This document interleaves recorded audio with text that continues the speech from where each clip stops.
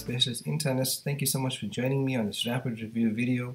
We're going to be unpacking cardiac failure. If you haven't yet subscribed to my channel, I strongly encourage you to do so. So cardiac failure refers to dysfunction of the heart such that it is unable to meet the metabolic needs of the body, or can only do so at the cost of an elevated diastolic filling pressure. 49 causes of cardiac failure broadly certified into heart failure with reduced ejection fraction, which is systolic dysfunction, characterized by an ejection fraction of below 40%, and heart failure with preserved ejection fraction, otherwise called HFpEF, which refers to an ejection fraction of above 50%. Now, HFrEF, or systolic dysfunction, further substratified into cardiovascular etiologies, toxic etiologies, infectious, and other etiologies. Whereas HFpEF, preserved ejection fraction, or diastolic dysfunction, is categorized into those which are due to increased afterload, valvular issues, infiltrative issues, genetic problems, and others. So let's look at HFrEF, guys. Systolic dysfunction, cardiovascular causes, ischemic cardiomyopathy, very big in any setting globally, really. Tachyarrhythmia induced as well, right? Volume overloaded states like aortic regurgitation, mitral regurgitation can cause cardiomyopathy. Anemia and shunt, which are causes of high output systolic dysfunction. Toxic etiologies, alcohol can cause dilated cardiomyopathy. Watch out for beriberi, wet beriberi, right, which is thiamine deficiency in chronic alcoholics. Cocaine can cause it, as can amphetamines, anthracyclines, and thyrotoxicosis, also another culprit for high output failure. Infectious causes, guys, myocarditis, watch out for COVID myocarditis, Chagas disease caused by Trypanosoma cruzi, HIV-induced, and sepsis can cause it. Other issues to talk about: familial, postpartum, don't forget that, malnutrition, Takotsubo, the so-called broken heart syndrome with apical ballooning, cirrhosis can cause it, high output, acromegaly, high output, Paget's, high output, muscular dystrophy, giant cell myocarditis, idiopathic. Let's swap over now to heart failure with preserved ejection fraction or diastolic dysfunction. Right? Causes include increased afterload, hypertension, aortic stenosis, definitely, copulmonary, hypertrophic obstructive cardiomyopathy, coarctation. Valvular issues, usually it's the stenotic left-sided lesions like aortic stenosis, mitral stenosis, and any right-sided involvement, being tricuspid regurgitation or stenosis, pulmonic regurgitation and stenosis. Infiltrative problems like amyloidosis, sarcoidosis, hemochromatosis, lymphoma, eosinophilia. Genetic issues like congenital heart disease. HOCM comes in here as well, hypertrophic obstructive cardiomyopathy, hemochromatosis, glycogen storage disease, and Fabry's. Other issues is pericardial disease, scleroderma, mediastinal radiation, and idiopathic. There you have it, guys. So we got systolic dysfunction, HFrEF on the left, diastolic dysfunction, HFpEF on the right. This is medcomic.com. Thank you so much, Mr. Jorge Muniz and company, illustrating the three kinds of cardiomyopathy that we encounter. Now, there's hypertrophic, dilated, and restrictive. On the left is hypertrophic, which gives rise to a heart failure with preserved ejection fraction, diastolic dysfunction. Here there's the risk of sudden death in young athletes, and the hallmark is thickened left ventricular wall. Dilated cardiomyopathy is the commonest type that we see, with enlargement of all the cardiac chambers and marked systolic dysfunction. So that's HFrEF.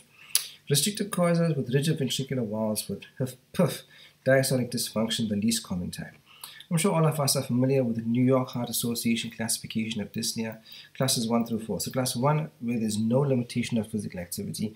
Guys, what qualifies as normal physical activity is, for instance, walking up a flight of stairs or walking 2 blocks of flats on level ground. So if there's no limitation on that, it's class 1. Right? If there's dyspnea at rest, it's class 4.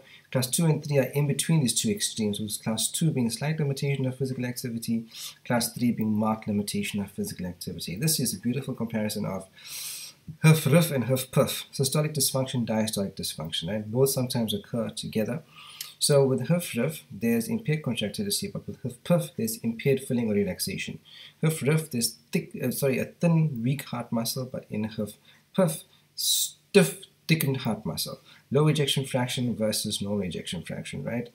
Systolic dysfunction in HFrEF, but diastolic, so this is S3 and S4, right? Speaking to it clinically. Systolic etiologies of systolic dysfunction of HFrEF is ischemic heart disease, common chronic hypertension, burnt out, dilated cardiomyopathy, and myocarditis. Causes of HFpEF hypertension with the left ventricular hypertrophy, restrictive and hypertrophic cardiomyopathies, fibrosis, amyloidosis, sarcoidosis, constrictive pericarditis, hemochromatosis, valvular heart disease, and aging. Guys, heart failure pathophysiology, we said it's the inability of the heart to make provision for sufficient output to meet the demands of the body. A variety of disorders can lead to both low and high output failure. We get pulmonary and systemic venous congestion. So the heart is failing. The congestion backs up to the lungs, right? And we get the pulmonary and systemic venous congestion. Then there's diminished cardiac output, and the kidney senses this, right? So that kicks in the renin-angiotensin-aldosterone system, and we know the function of that is to bring in sodium and bring in water, so that further exacerbates the problem. The sympathetic nervous system also produces adrenaline, which is an increase in sympathetic tone. Right? Both of those are deleterious in the long term. This is a nice acronym for remembering the precipitants of heart failure. Yes, failure. F is fails to take medication, speaking to non-adherence. A is arrhythmia, and by and large, the most common arrhythmia in clinical practice, guys, is atrial fibrillation.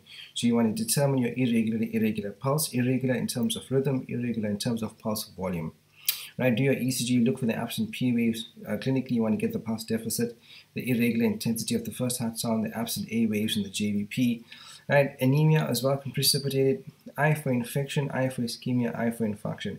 You've got a compatible history of chest pain, but sometimes atypical symptoms among females and diabetics. Do your ECG, do your tropes, ascertain the diagnosis, manage accordingly. Add lifestyle change, looking especially at foods which are high in salt content. Certain types of sushi can precipitate heart failure on its own. U is upregulated, speaking to hyper or hypothyroidism, pregnancy. R is acute rheumatic fever. E is for embolism, speaking specifically to right-sided heart failure. Okay, my friends, let's talk about developing your adversity quotient. All of us face trials and difficulties and challenges and tribulations and storms in life. The book of James says, consider it pure joy, my brothers and sisters, whenever you face trials of many kinds. These have come so that your faith may be tested, that it may emerge as pure gold, right? So let's look at your adversity quotient. This is taken from Bible Mnemonics by Dr. S.Y. Govender. A is assess the situation and know you're standing in Christ. That Romans 8:37 says you are more than an overcomer. John 4:4, greater is he that is in you than he that is in the world. 1 John 4:4, sorry. D is diagnose your weakness. Know your weaknesses, know your strengths. The Bible says that we should resist the devil, but we should run from temptation, run from lust. So diagnose your weakness. V is veto blame. Never, ever, ever, ever, ever blame other people. If the responsibility is yours, accept the blame. That is a sign of a responsible person. E, expel unproductive reactions.